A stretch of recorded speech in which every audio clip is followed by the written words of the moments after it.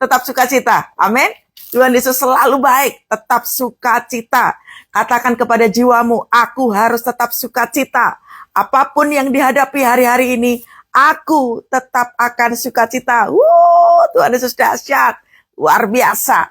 Tema kita pagi hari ini adalah penyebab bisnis usaha bangkrut. Ya, buat para pengusaha khususnya, dengarkan baik-baik Tuhan bicara apa pagi hari ini. Kita semua percaya nggak cuma pengusaha saja yang Tuhan mau ajarkan pagi hari ini. Tetapi hari ini Tuhan akan memberkati kita semua bagaimana kita harus lebih berhati-hati di dalam Tuhan. Amin. Yuk buka kitabnya saudara di kitab Keluaran 16. Hari ini kita akan lompat-lompat firman Tuhan. Ya, akan lompat-lompat firman Tuhan tapi semuanya ada di kitab Keluaran 16. Ya, sudah siap? Dimulai terlebih dahulu di ayat yang keempat. Ya, Keluaran 16 dimulai dari ayat yang keempat. Lalu berfirmanlah Tuhan kepada Musa. Sesungguhnya aku, kata Tuhan, akan menurunkan dari langit hujan roti bagimu. Maka bangsa itu akan keluar dan memungut tiap-tiap hari sebanyak yang perlu untuk sehari, supaya mereka aku coba apakah mereka hidup menurut hukumku atau tidak. Perhatikan, ini kata kuncinya. Ini firman Tuhan pada saat apa toh? Pada saat bangsa Israel dibawa Tuhan keluar dari tanah Mesir. Israel ini pengennya balik lagi ke Mesir, balik lagi ke Mesir, balik lagi ke Mesir. Karena pikirannya cuman apa? Lihat nih, pikirannya cuman apa di ayat yang ketiga? Kuali berisi daging dan makan roti. Pikirannya tuh cuma daging roti. Bicara tentang apa toh? Pengennya hidup enak. Nggak mau susah.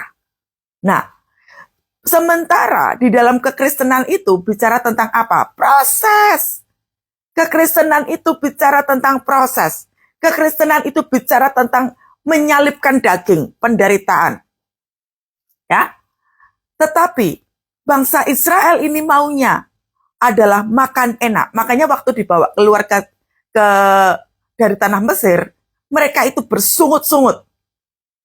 Lalu Tuhan memberikan kata-kata ini.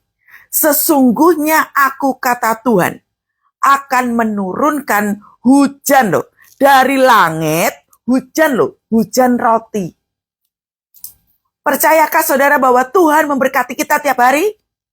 Kita harus percaya. Tuhan itu menciptakan kita, Tuhan itu penyayang, penyabar, kasihnya berlimpah dalam hidup kita. Dikatakan dari langit hujan roti. Berarti semua berkat yang kita terima itu berasal dari Tuhan. Makanya dikatakan bahwa Tuhan punya kuasa menurunkan hujan roti. Nah, pertanyaannya, kenapa banyak orang susah? Kenapa banyak orang kekurangan? Perhatikan, ini firman Tuhan ini. Maka bangsa itu akan keluar. Keluar di sini artinya apa? Keluar di sini artinya Anda harus punya usaha. Maka bangsa itu akan keluar dan memungut tiap-tiap hari. Ada yang harus kita kerjakan. Tuhan sudah katakan bahwa aku akan menurunkan hujan, maka tugas kita adalah kita keluar dan memungut berkat itu.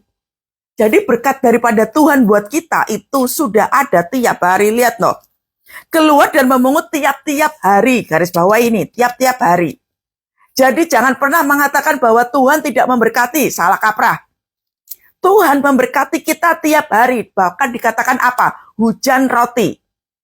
Tapi apa yang menyebabkan orang berkekurangan nggak mendapatkan? Yaitu dia tidak keluar dan dia tidak memungut. Ada usaha kita. Tuhan udah berjanji memberkati kita. Kadang kita tuh suka malas. Kita sendiri tidak mengukur diri kita. Kita tukang malas, saudara. Berapa banyak orang maunya minta gitu ya. Padahal berkat Tuhan sudah ada. Terus, lihat nih, hati-hati ya, baca firman Tuhannya hati-hati. Tuhan menurunkan dari langit hujan roti bagimu, bagi Anda dan saya. Maka bangsa itu akan keluar dan memungut tiap-tiap hari sebanyak berapa? Yang perlu. Garis bawah itu. Yang perlu untuk sehari. Ini loh kata kuncinya. Berkat itu sudah ada tiap hari. Kita diminta untuk keluar, untuk mengambil. Dan itu kita harus tahu kecukupan kita. Tuhan katakan apa toh? Yang sebanyak yang perlu untuk sehari. Yang ngitung Tuhan atau kita? Tuhan sudah tahu, saudara, bahwa kecukupan kita, gajimu sudah cukup. Berkat tokomu, berkat usahamu itu sudah cukup. Yang bikin nggak cukup siapa? Kitanya. Kita suka bilang nggak cukup. Gaji cuma segini nggak cukup. Perhatiin, no. Mau gaji 5 juta, nggak cukup. Gaji 500.000, ya bilangnya nggak cukup. Gaji 10 juta, ya nggak cukup. Gaji 1 juta, nggak cukup. Mau gaji berapapun, ketika ada rasa rakus di dalam diri, akan bilang, enggak cukup. Semua ada di dalam pola pikir. Semua orang, kita semua, dikasih kebebasan buat mikir. Anda mau kaya atau miskin, kita sendiri yang pilih. Karena Tuhan sudah katakan bahwa Tuhan memberkati kita dengan segala kelimpahan. Pentingnya berhikmat. Makanya Tuhan katakan apa? Anda dan saya diberkati tiap-tiap hari. Dan kita diminta untuk berusaha, mengambilnya, dan itu cukup untuk sehari. Berapa banyak kita yang sudah mikir, oh aku pengen bikin usaha gede. Oh aku pengen sekali bikin bisnis usaha. Ini kan lumayan gitu ya. Keuntungannya gede gitu.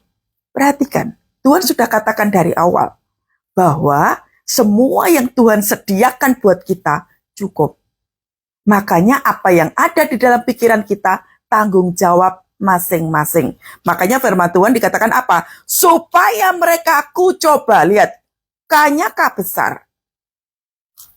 Tuhan memberkati kita di depan mata. Rakus itu dari mana pikirannya? Kita toh. Pengennya banyak, pengennya besar, pengennya cuannya gede. Tapi Anda jangan lupa di kitab Lukas 14, nanti Anda baca ya. Di Lukas 14 ayat 28 kalau nggak salah. Jadi ketika Tuhan katakan bahwa ketika seseorang ingin mendirikan menara, duduk dulu. Dikatakan apa? Duduk dulu itu artinya tenang. Kau harus hitung dulu anggaranmu. Jangan-jangan itu enggak cukup. Berapa banyak kita menggadaikan aset kita? Menggadaikan semuanya, enggak cuma aset. Kita pinjam uang di bank.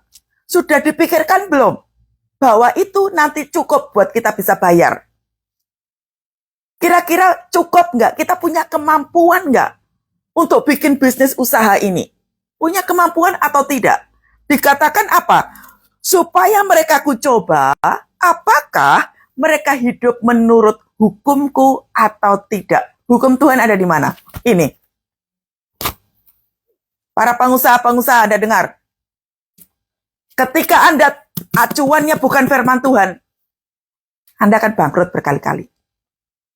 Berapa banyak Anda kena tipu? Berapa banyak Anda bangkrut? Berapa sering Anda mengalami itu? Firman Tuhannya tidak jadi acuan. Ini firman Tuhan melebihi S3, saudara. Semuanya Tuhan sudah tulis di sini. Begitu detailnya. Jadi, Tuhan sudah memberkati kita.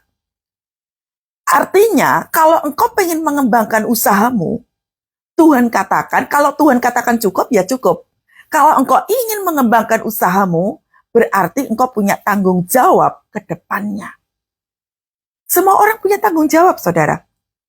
Anda dan saya mau kerja di mana aja, bikin usaha apa saja, kita punya tanggung jawab atas keputusan yang kita ambil. Makanya firman Tuhan katakan apa? Supaya mereka ku coba. Isi pikiran kita lagi dilihat sama Tuhan. Engkau lagi pengen apa toh? Berapa banyak kita nggak punya hikmat?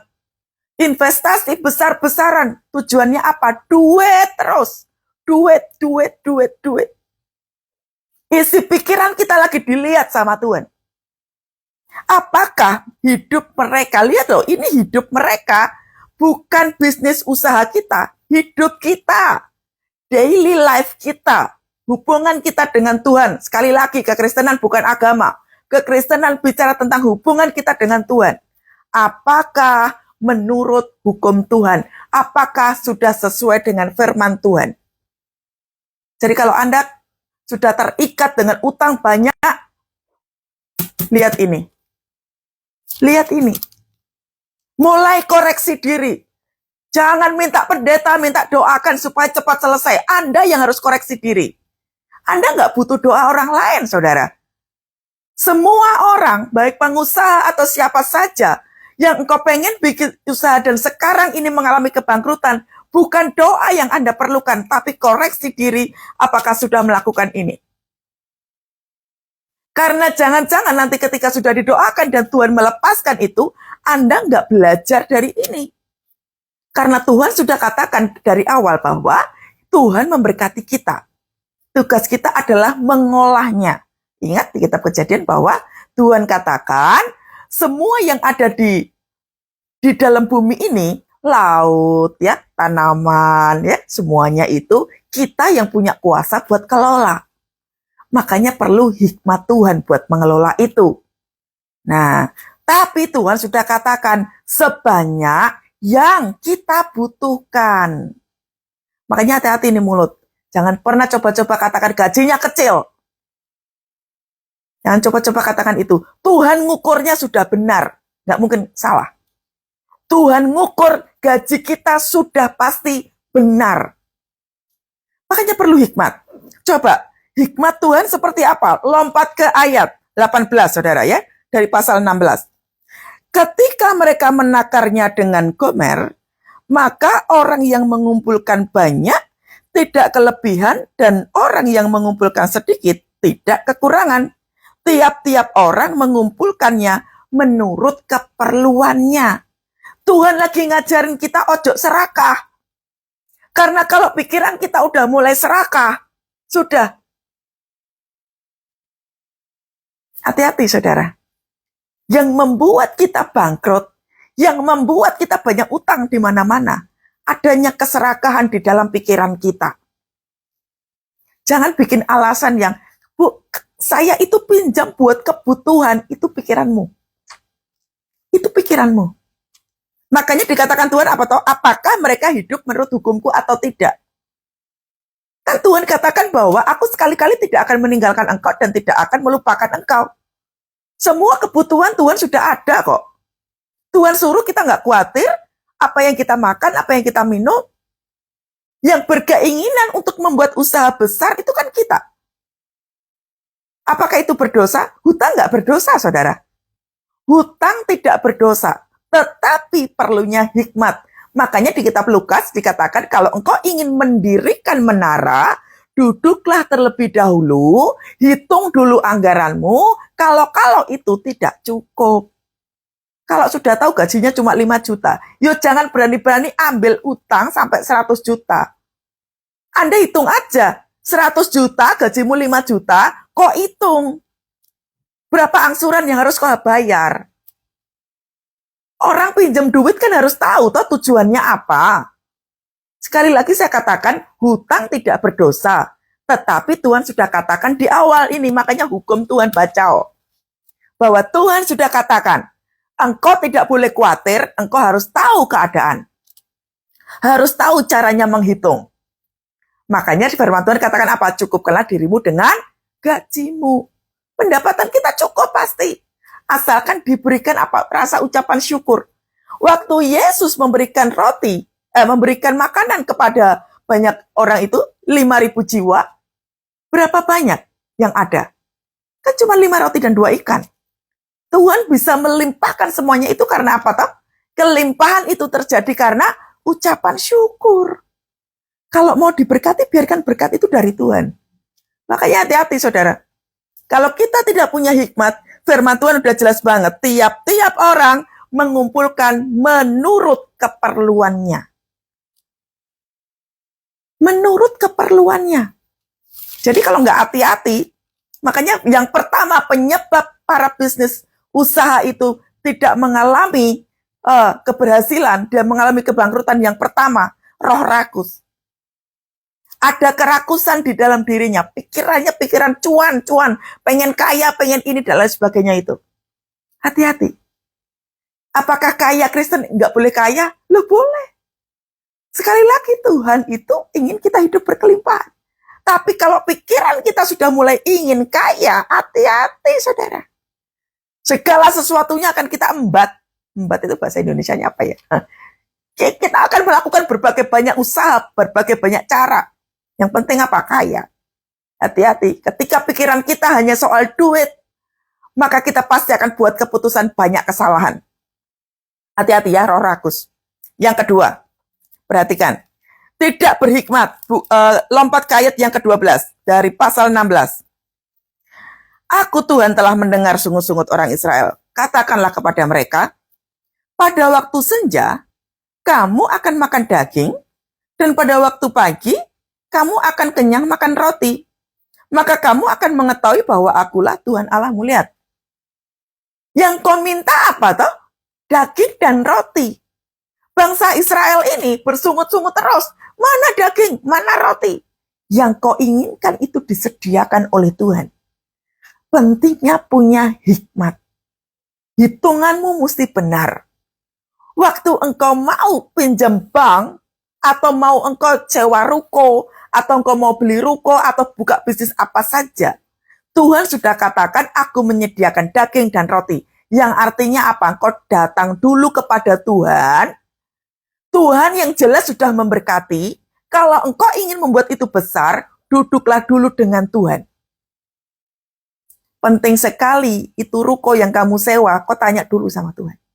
Penting sekali usaha apa yang ingin kau kerjakan, tanya dulu sama Tuhan. Apakah di situ ada daging dan di situ ada roti dalam bisnis usahamu itu? Penting sekali kita tanya sama Tuhan. Segala sesuatu yang kita kerjakan, apapun itu, tanya dulu sama Tuhan. Jangan-jangan gak ada daging dan tidak ada roti. Yang ada binatang-binatang busuk. Yang artinya apa? Investasimu dibawa lari oleh orang. Bisnis usahamu belum jalan apa-apa udah bangkrut. Nggak balik modal. Karena nggak ada daging dan ada roti. Nggak duduk dulu dengan Tuhan bertanya apakah ini benar-benar dari Tuhan atau enggak. Mau sewa tempat, mau bikin usaha apa saja, tanya dulu sama Tuhan. Apakah lokasi itu adalah miliknya Tuhan atau enggak? Ya. Lompat ayat 23 dikatakan begini. Lalu berkatalah Musa kepada mereka, inilah yang dimaksudkan Tuhan. Besok adalah hari perhentian penuh. Besok adalah hari perhentian penuh. Seringkali para pengusaha itu nggak ngerti hari.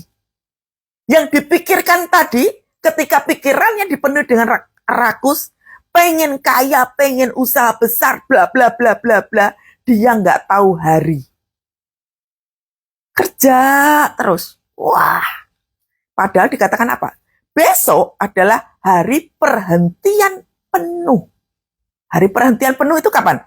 Sabat yang kudus bagi Tuhan. Nih.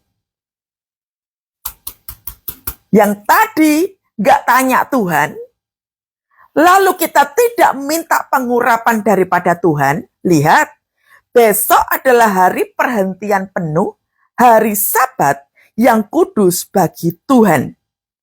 Maka, lihat, roti yang perlu kamu bakar, bakarlah. Apa yang perlu kamu masak, masaklah.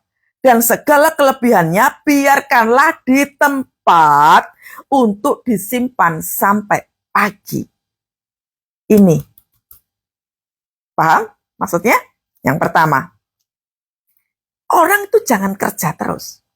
Kita semua ada masa Sabat. Sabat nggak hanya bicara tentang hari Minggu. Pagi-pagi itu ada masa Sabat. Tiap hari kita harus ada masa Sabat dengan Tuhan. Kita perlu pengurapan dalam kehidupan kita. Para pengusaha, dengar baik. Anda yang punya usaha, Anda perlu pengurapan Tuhan. Jangan kerja karena Anda sudah jago banget, ahli berusaha. No. Anda jangan menggunakan kekuatan sendiri, kepandaian sendiri. Anda perlu pengurapan Tuhan.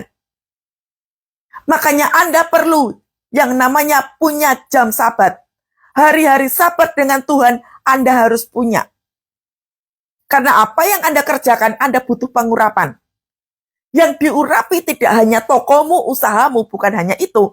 Tetapi Anda sebagai pengelola butuh pengurapan Tuhan. Makanya dikatakan, besok hari perhentian penuh. Tidak hanya bicara tentang hari Minggu. Tiap-tiap hari itu Anda, para pengusaha, harus punya masa Sabat. Kalau enggak, Anda akan berjalan sesuai dengan pikiran Anda sendiri. Anda akan berjalan sesuai dengan hikmat manusia Anda sendiri. Anda enggak akan minta tuntunan Tuhan. Itu berbahaya. Lalu begini, maka roti yang perlu kamu bakar, semua orang harus tahu cara pengelolakan duit. Ada roti dibakar, ada roti untuk dimasak, ada yang perlu disimpan. Duit itu tuh harus tahu. Berkat itu kan datangnya dari Tuhan. Masing-masing daripada kita harus tahu cara mengelolanya. Ada yang buat untuk biaya kehidupan operasional sehari-hari, ada yang buat untuk bayar sekolah, ada buat untuk bayar asuransi, mungkin ada juga untuk ditabung. Jangan semuanya dihabiskan. Bu, tapi gajinya cuma dikit. Karena pola pikirmu sedikit, maka yang terjadi yo sedikit. Karena semuanya itu balik lagi ke isi pikiran ini loh. Mindset tentang berkatnya mesti benar. Banyak orang tuh mindset tentang berkat itu banyak yang salah. Makanya berapa banyak orang terjerat pinjol. Udahlah utang dulu lah, nggak apa-apa. Duit bisa dicari. Saya tuh paling nggak suka ada orang duit bisa dicari. Nggak suka banget ada orang ngomong begini. Ketika engkau mengeluarkan statement, udahlah pakai aja dulu, duit bisa dicari. Besar kemungkinan Anda nggak tanya sama Tuhan. Besar kemungkinan Anda nggak tanya sama Tuhan. Di sini di ayat yang ke-23 jelas banget bahwa Tuhan minta kita berhikmat, berhati-hati, kapan itu makanan harus dimasak, dibakar, atau dibiarkan di situ. Waktu kita nggak bisa kelola duit. Perhatikan, gaji kita, pendapatan kita, itu semua berkat dari Tuhan. Waktu kita terima, kalau kita nggak pintar-pintar kelola duit ini, tanggung jawab mutlak pada kita, bukan Tuhan. Jadi jangan pernah menuduh Tuhan kalau tokomu bangkrut, engkau mengatakan, oh ini ujian dari Tuhan. Oh Tuhan izinkan ini bangkrut. No. Masing-masing punya tanggung jawab. Berkat itu dari Tuhan. Waktu berada di tangan kita, makanya waktu kita nggak punya masa Sabat, maka berkat itu bisa menjadi mamon. Hati-hati di sini. Karena kalau sudah berubah menjadi mamon, maka penghitunganmu pasti salah. Penghitungan cara pengelola duitnya pasti salah. Cara kita hidup pasti juga salah. Berapa banyak hari Minggu masih kerja? Berapa banyak hari Minggu toko masih tetap buka? Berapa banyak Anda yang hari Minggu tetap buka usaha? Nanti di sini firman Tuhan ada, ya. Nanti di sini ada. Makanya perlu sekali. Di situ dikatakan apa? Tahu bagaimana cara masak, tahu bagaimana cara bakar, tahu bagaimana harus membiarkan di tempatnya untuk disimpan. Lihat, disimpan sampai pagi. Punya berkat itu jangan langsung dihabiskan. Di kitab Ulangan, kita sudah pernah bahas di tahun kemarin. Bagaimana caranya kita kelola duit. Jangan semua benih disabit habis-habis. Kalau mindsetmu tentang berkat itu benar, engkau pasti punya tabungan. Kalau sampai nggak punya tabungan, berarti Anda nggak berhikmat kelola duit. Udah pasti banget. Jangan pernah mengatakan bahwa apa yang diberikan Tuhan tidak cukup. Anda menghina Tuhan. Gaji cuma segini. Wah, pendapatan cuma segini. Pertanyaannya adalah, apakah Anda pagi-pagi mempunyai masa Sabat dengan Tuhan? Apakah sudah dibawa itu semua bisnis usaha dan seluruh kehidupanmu untuk diurapi oleh Tuhan? Ayo, mulai koreksi diri ya. Sekarang lompat ke ayat 26. 6 hari lamanya kamu memungutnya. Tetapi pada hari yang ke-7 ada Sabat. Lihat. Hari yang ke-7 ada Sabat. Maka roti itu tidak ada pada hari itu. Lihat. Maka roti itu tidak ada di hari itu.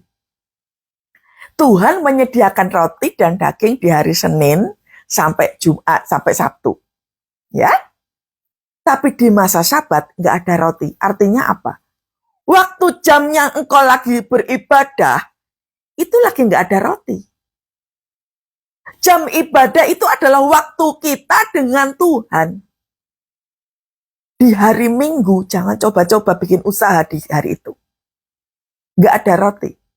Mungkin kita berpikir, Bu, kalau hari Minggu itu malah justru rame, Bu. Betul. Tapi berapa banyak keramaian itu, mungkin betul, labanya gede, wah cuannya gede. Tapi maaf, berapa banyak yang larinya ke penyakit. Larinya ke dicuri orang, ditipu orang, larinya ke, wah, dipinjam orang, enggak balik. Kesakit penyakit. Lalu kemudian apa? Maaf, kebakaran. Ya. Lalu kemudian apa? Makanannya itu enggak laku mungkin. Atau apa? Macam-macam. Karena Tuhan sudah katakan, maka roti itu tidak ada di hari itu. Di hari apa? Di masa Sabat. Ini saya baru ngomong di hari Minggu loh ya. Tiap-tiap hari ada masa Sabat. Pagi hari sebelum engkau buka tokomu, buka bisnis usahamu, engkau punya masa Sabat dulu dengan Tuhan.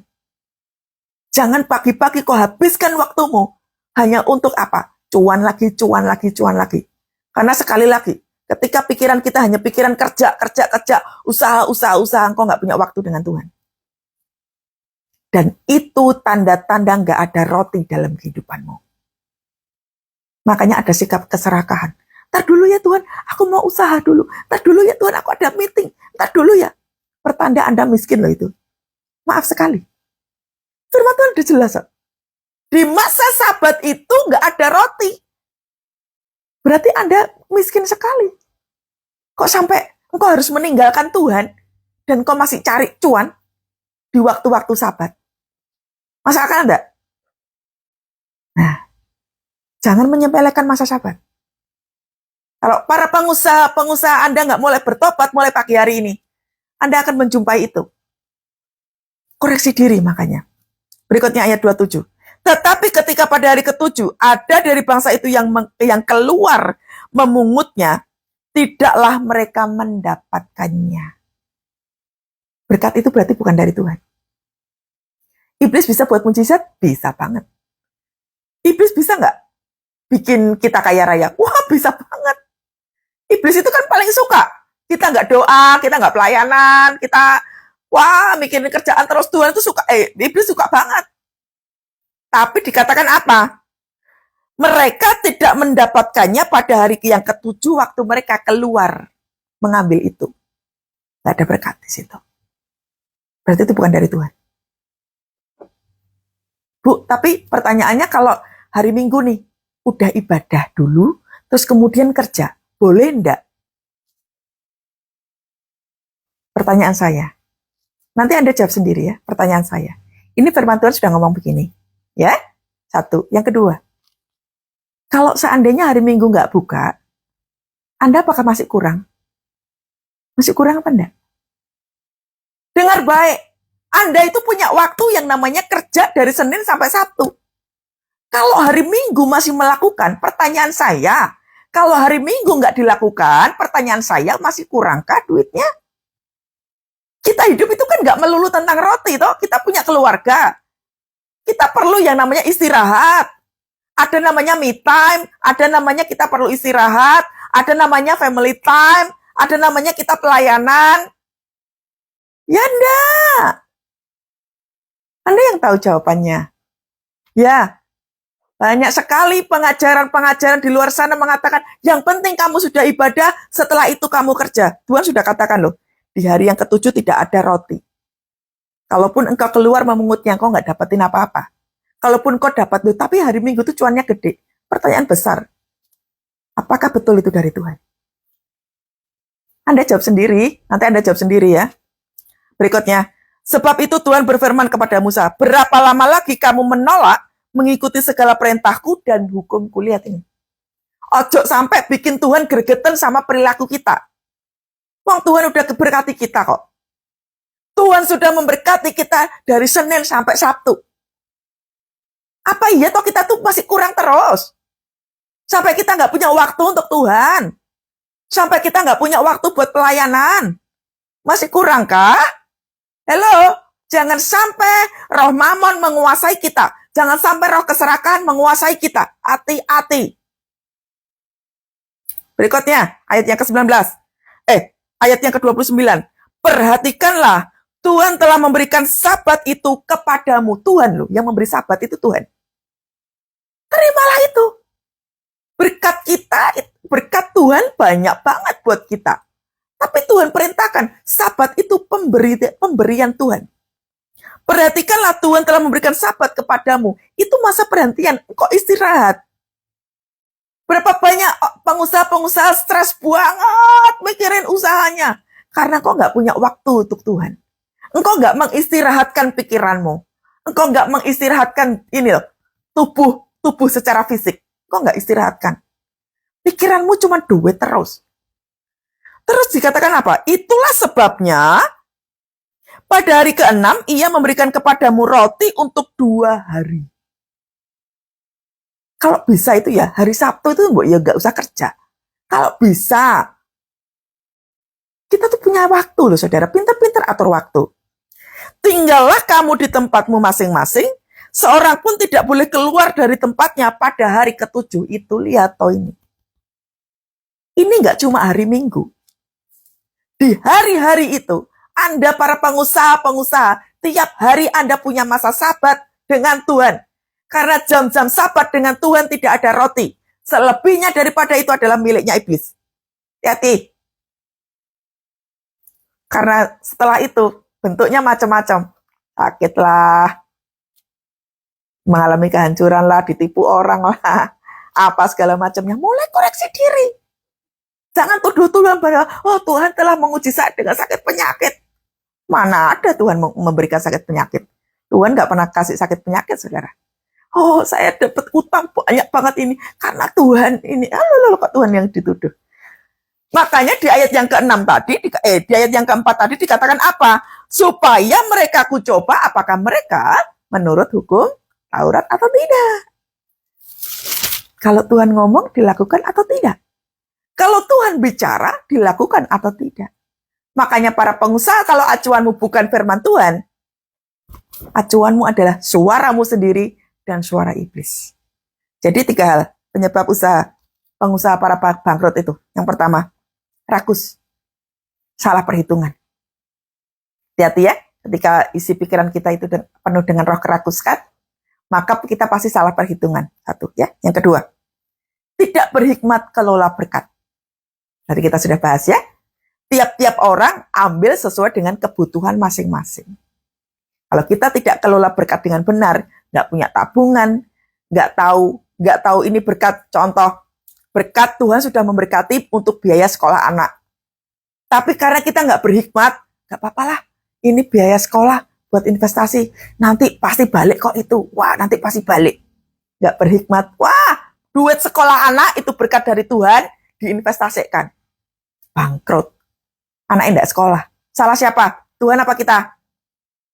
Ya, tidak berhikmat. Yang ketiga, tidak ada masa Sabat dengan Tuhan. Jadi 3 hal ini. Pegang kuat-kuat buat para pengusaha. Anda harus minta ampun sama Tuhan ketika 3 hal ini tidak dilakukan.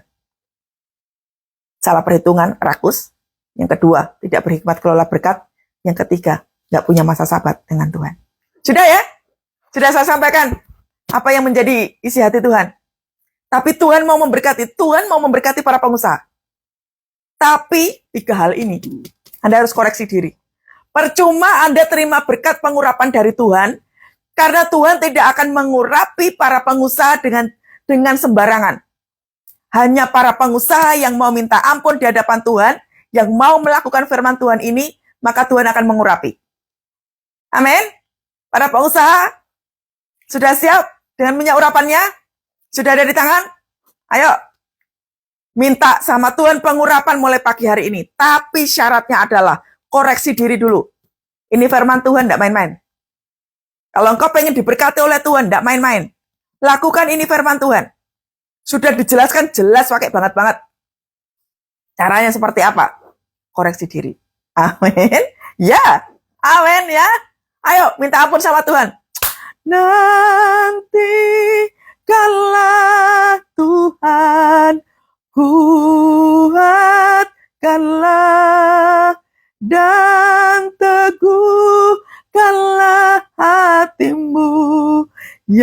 nantikanlah Tuhan. Yes God. Nantikanlah Tuhan, kuatkanlah dan teguhkanlah hatimu, ya nantikanlah Tuhan. Pagi hari ini, datanglah penuh dengan kerendahan hati di hadapan Tuhan. Tuhan mau memberkati engkau, tapi Tuhan mau kita semua rendah hati di hadapan Tuhan. Saya banyak salah Tuhan. Saya banyak tidak mendengar engkau. Masing-masing ayo urusan pribadi sama Tuhan. Saya rakus Tuhan. Saya nggak berhikmat kelola berkah. Saya nggak punya masa sahabat denganmu Tuhan. Ampuni ya Tuhan. Ampuni aku ya Tuhan. Ayo masing-masing. Masing-masing minta pengampunan sama Tuhan. Tuhan sanggup membalikkan keadaanmu. Tuhan sanggup membalikkan usaha bisnis usahamu. Tapi Tuhan mau masing-masing daripada kita punya sikap rendah hati. Minta ampun sama Tuhan, kita banyak salah. Koreksi diri masing-masing. Stop dengan menyalahkan pasangan, stop menyalahkan siapa saja. Saya tahu saudara, ada yang Anda kena tipu sama rekan kerja, rekan bisnis Anda. Pagi hari ini Tuhan tidak peduli dengan semua itu. Yang mau Tuhan lakukan adalah membalikkan semua keadaanmu, tapi Tuhan mau kau nggak menyalahkan siapapun.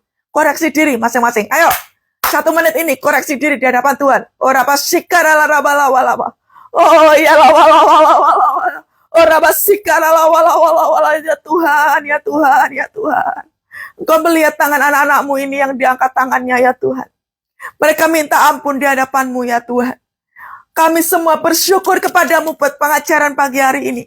Engkau mengingatkan kepada kami semua pagi hari ini ya Tuhan. Oh Tuhan, biar tertanam di hidup kami. Kami berhati-hati sekali dalam menjalankan kehidupan kami ya Tuhan. Oh raba shekere pekere raba. Ayo mulai bersyukur sama Tuhan. Bersyukur saudara, kita masih diberi sehat. Keluarga kita masih ada. Kita diberi kuat sama Tuhan. Bersyukur, bersyukur. Ayo bersyukur, bersyukur. Wow, Tuhan baik. Tuhan baik. Tuhan baik. Sekarang lepaskan pengampunan. Anda yang ditipu bisnis usahanya, lepaskan pengampunan di hadapan Tuhan. Sebutin namanya, memang itu nggak enak buat hatimu. Tapi Tuhan katakan itu salahmu, tapi berkati orang yang menipumu. Oh, raba syikara raba, biar ada hati yang baru ya Tuhan. Ada hati yang dipulihkan ya Tuhan. Setiap anak-anakmu ini ngalami Tuhan, ngalami Engkau. Pulihkan setiap hati yang terluka, yang duitnya dibawa lari oleh temannya, dibawa lari oleh klien ya Tuhan. Bahkan ada hutang yang tidak dibayar oleh klien. Tuhan, kami percaya kepadamu Tuhan, Kau memberikan hati yang baru. Di dalam nama Tuhan Yesus. Hei iblis, kami katakan, Engkau sudah mencuri banyak dari kehidupan kami. Sekarang kami minta 7 kali lipatnya kembali atas hidup kami. Di dalam nama Tuhan Yesus, apa saja yang sudah dicuri oleh iblis dalam hidup kami, kesehatan kami, uang kami, bisnis usaha kami, bahkan biaya sekolah anak yang dicuri oleh iblis, sekarang kami minta kembali dalam hidup kami, dalam nama Tuhan Yesus. Kembali utuh, dalam nama Yesus. Bahkan berkelimpahan sampai 7 kali lipat, dalam nama Tuhan Yesus. Yes Tuhan, yes Tuhan, yes Tuhan. Saudara, Tuhan bicara pagi hari ini. Bisnis usahamu harus penuh dengan nyanyian surga. Jadi tiap pagi banyaklah muji nyembah Tuhan di tokomu, di tempat engkau bekerja. Banyak muji nyembah Tuhan.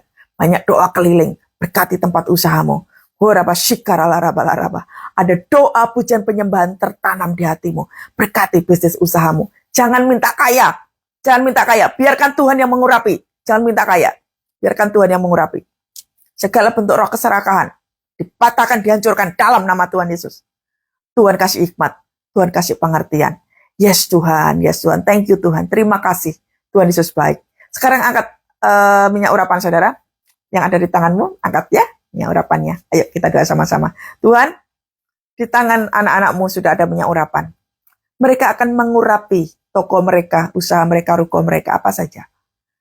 Biar pengurapan Allah turun atas minyak urapan itu. Engkau sudah mengampuni dosa kami. Engkau sudah mengajar kami pagi hari ini.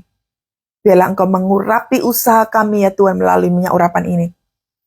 Kami tahu sungguh ya Tuhan, bahwa Engkau akan menutup bungkus setiap usaha bisnis usaha.